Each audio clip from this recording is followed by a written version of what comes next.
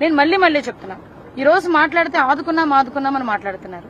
ఇదే 2019 నుంచి మీకు ఈ పాయింట్ మీకు చెప్పాలి. 2019 నుంచి 24 వరకు స్టీల్ ప్లాంట్ లో సుమారుగా 12 మంది కార్మికులు యాక్సిడెంట్ లో చనిపోయారు. ఈ 12 మంది కార్మికులకి ఏమైనా ఉద్యోగాలు ఇప్పించగలిగాడా, ఏదైనా ప్యాకేజ్ ఇప్పించగలిగాడా? ఒకసారి మాట్లాడమనండి.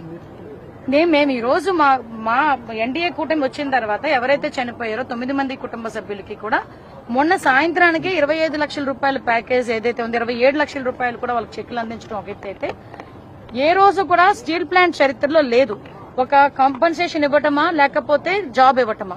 కానీ ఈ రోజు ఒప్పంద కార్మికులకి కూడా పర్మనెంట్ ఉద్యోగం ఇచ్చే బాధ్యత కూడా మేము తీసుకున్నాం. ఈ రోజు పర్మనెంట్ ఉద్యోగస్తులు కూడా వాళ్ళకు వచ్చే కాంపన్సేషన్స్ అదేవిధంగా ఇచ్చే ప్యాకేజ్ తో పాటు ఈ రోజు మళ్ళీ ఇంకొక జాబ్ కూడా ఇస్తున్నాం.